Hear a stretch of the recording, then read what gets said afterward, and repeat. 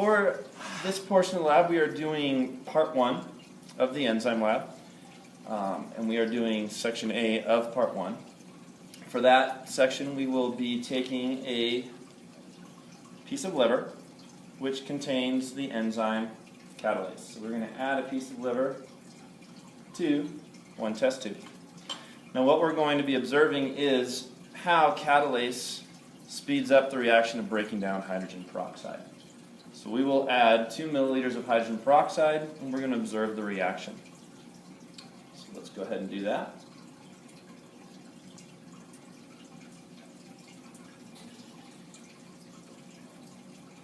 Now as you can see, pretty much as soon as the hydrogen peroxide touches the liver, catalase starts doing its job, and we start to see the reaction take place, and you can see bubbles starting to build off of here. What's happening here is we are observing oxygen being released as hydrogen peroxide is being broken down into water and oxygen gas. We're going to give that a second to break down, but before we do, I'm going to go ahead and kind of feel this test tube, and what I'm going to notice is there's a little bit of heat coming off of this reaction. So as a result, this is an exothermic reaction. Alright, we are now going to move on to section B of part 1 for our enzyme lab. What we are going to do is at this point we are going to first test to see if all of the hydrogen peroxide has been broken down in this reaction.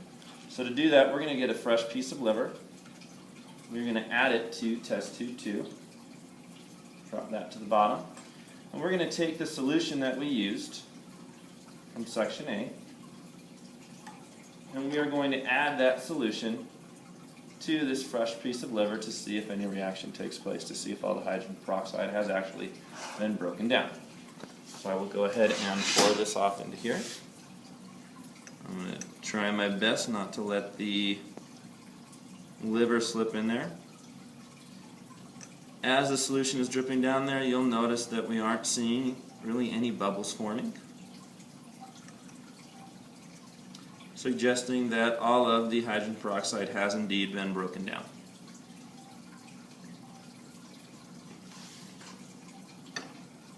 And if our old piece of liver has been used up in the reaction, if it is a true catalyst, then it should not be broken down, it should be reusable. So we're going to add some more hydrogen peroxide to it. We still have a little bit of bubbles remaining, but we'll disregard those. And let's see what happens when we add hydrogen peroxide to the old piece of liver.